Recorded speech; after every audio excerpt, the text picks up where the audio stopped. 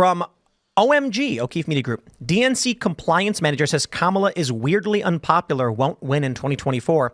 I like Kamala Harris, but I don't think she'd win this year. This is Joyce how do you pronounce it? DeCerce? No idea. Sure.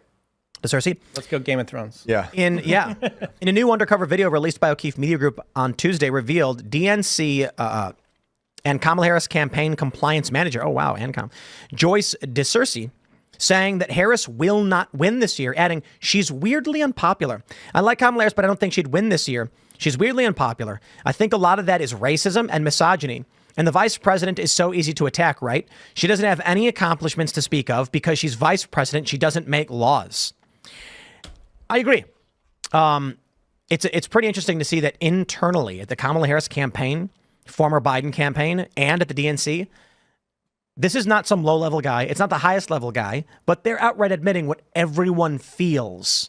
Kamala? She can't win. By the way, I just went to his Twitter feed. These posts are protected. And the biopic, for anybody who's interested, is he's wearing a face mask. So that tells you a lot of what you need to know. But it's an amazing thing. Weirdly unpopular. Their word of the week is weird. And is, right? It's weird that they're using it to describe their adversaries when clearly they're using it internally to describe themselves. They're trying so hard with the weird thing, and I don't think they know. So they've been tweeting at me like crazy. I can't remember what I posted that Kamala's Project Special K will force women to get abortions, and the military will go and kidnap Hondurans and bring them to America to force them to live in your home. 800 wars. 800 new wars will begin. That means 4 new wars for every country on Earth, and some more than 1. And some more than 4. And I get this wave of responses saying, you're weird, you believe insane things. And I'm like, dude, I don't believe for a second that the Krasensteins think that tweet's real, because they tweet at me and I tweet at them all the time. But they're pretending like I'm literally saying there's a real thing called Kamala Project Special K. But the response was that it was like, you're weird. And I'm sitting here being like, y'all don't know who you're dealing with. Like, weird? You want to see weird? I bought a 95-foot tall billboard in Times Square of my rooster. We'll play weird.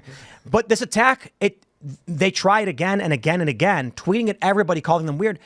I think it actually works on conservatives. Conservatives are getting so wound up over being called weird that they're doing this troll campaign where all of these leftists and liberals on X are just posting at people that you're weird. That's weird. And people are actually freaking out. They're like, I'm not weird. You're weird. Don't call me weird. Here's you weird. And they're posting pictures of Democrats and things like this. And I'm like, bro, I'm weird. I love it. It's kind of an odd jiu-jitsu, right? It's because there was that document from the Republicans as soon as Kamala was sort of de facto nominated.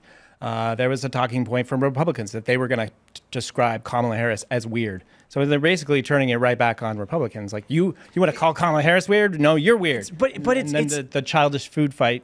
I love middle school. Media. It's fun to be here. No, I've literally always taken being called weird, because it's happened at least once or twice before. I've always taken it as a compliment, because it does mean sort of not within the norm and curious and interesting.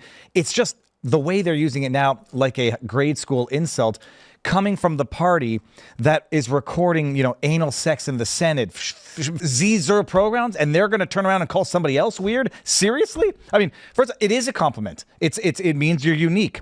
But the people doing it, they're not weird. They're degenerates and hypocrites. But it is, it's funny politics. I don't care for that line. I'm just like, I'm weird. Yeah. I've always been and always will be and endeavor to do so.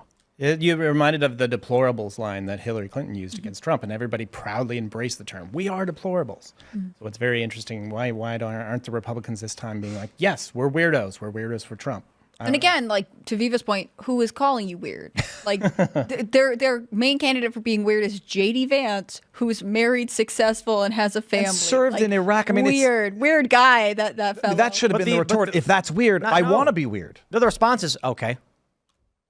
I think that's the thing, though. Next question, I guess. It doesn't matter what they think, and I think part of it is this is all turning into a very hyper-emotional moment. The reality is, Kamala Harris was a progressive prosecutor who did terrible things, and I don't want her to lead the country. I think she's not a good pick. There was a reason that she couldn't secure the Democratic nomination in the first place. So they can say J.D. Vance is weird, and her party can acknowledge that she's weirdly unpopular. I mean, what's telling about this is, like, it's not weird that she's unpopular. She's not likable. She was never popular.